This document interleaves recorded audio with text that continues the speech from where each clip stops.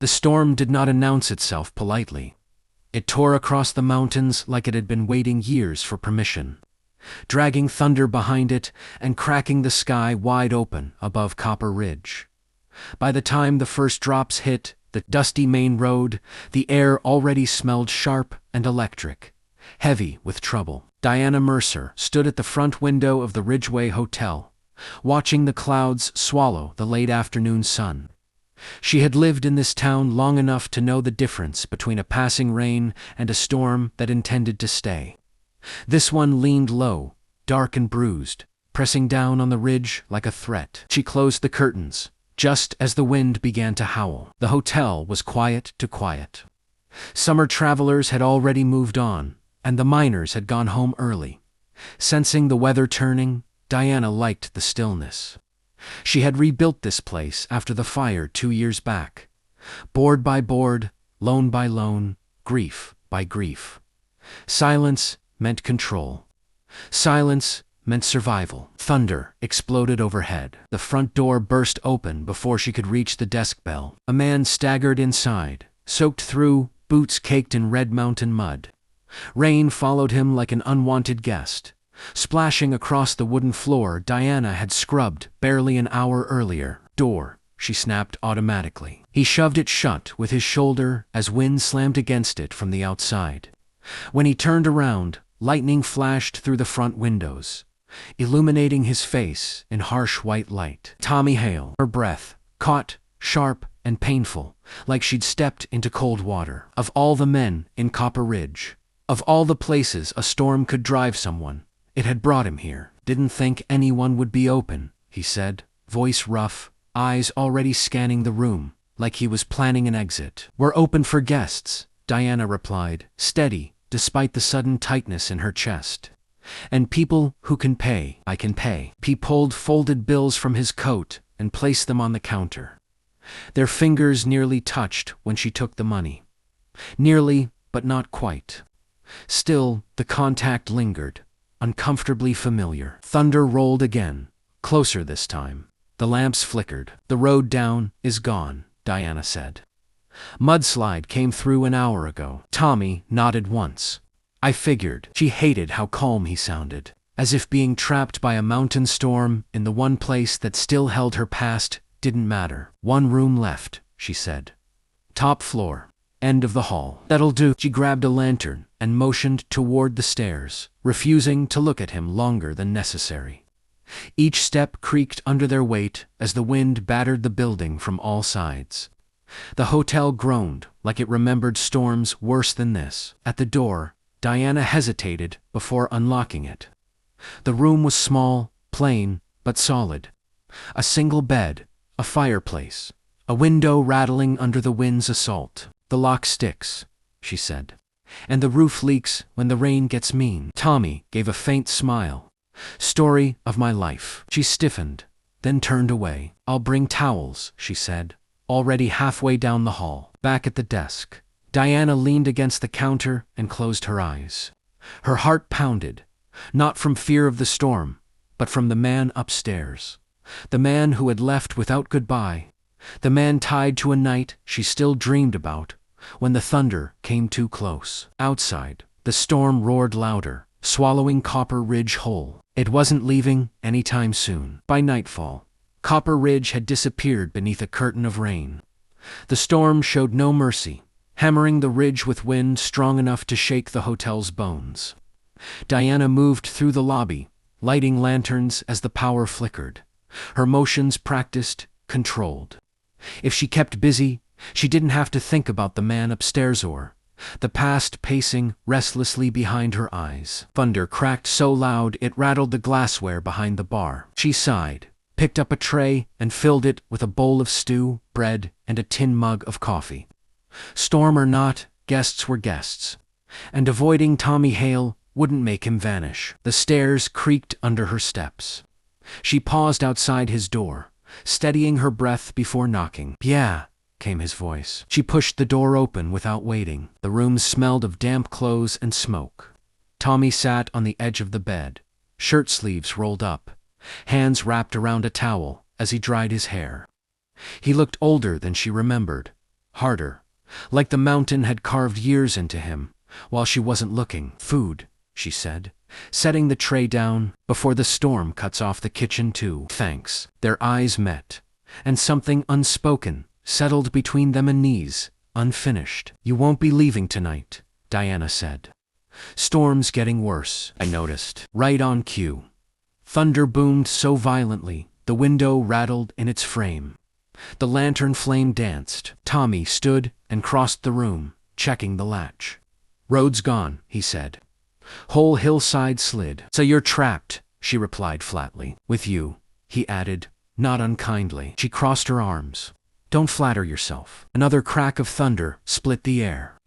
The lights flickered once twice, then went out completely. Darkness swallowed the room. Diana sucked in a breath before she could stop herself. "Easy," Tommy said, voice closer now. Just the lines. She hated how quickly he noticed. Hated how her body remembered what her pride wanted to forget. "They'll come back," she said, more to herself. "Maybe." Lightning flashed through the window, throwing sharp shadows across the walls.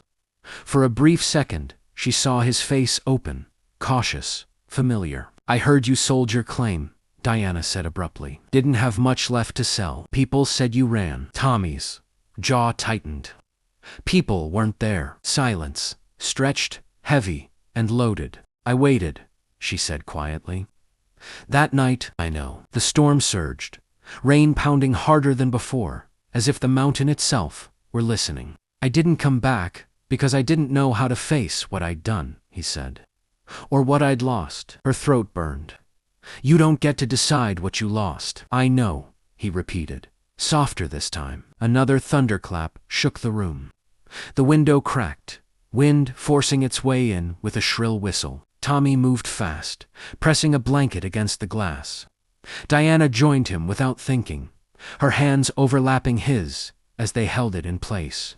Their breaths mingled, close and unsteady. For a moment, the storm faded. They stood together, fighting the same thing. When the wind finally eased, neither of them moved away. The storm hadn't just trapped them in the hotel. It had trapped them with the truth. The power did not return. The hotel settled into an uneasy, quiet, broken only by the storm's low, angry muttering. Rain still fell hard, but the thunder had moved farther off, no longer striking right above Copper Ridge. The lantern's glow from the hallway barely reached into the room, painting everything in soft gold and shadow. Diana sat on the edge of the bed, hands clasped tightly in her lap. The nearness of Tommy made the small room feel even smaller.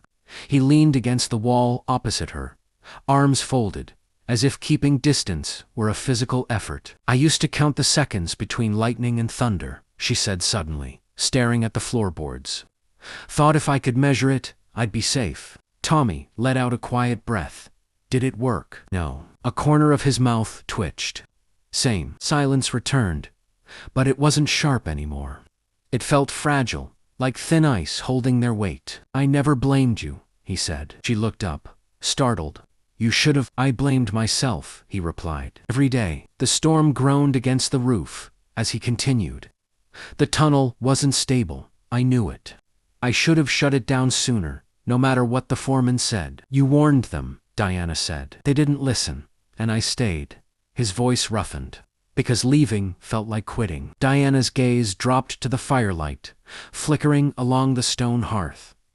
"I waited all night. Thought you were dead." "If I almost was." The words settled heavy between them, thick as smoke. "I rebuilt this place, so I wouldn't have to wait anymore," she said.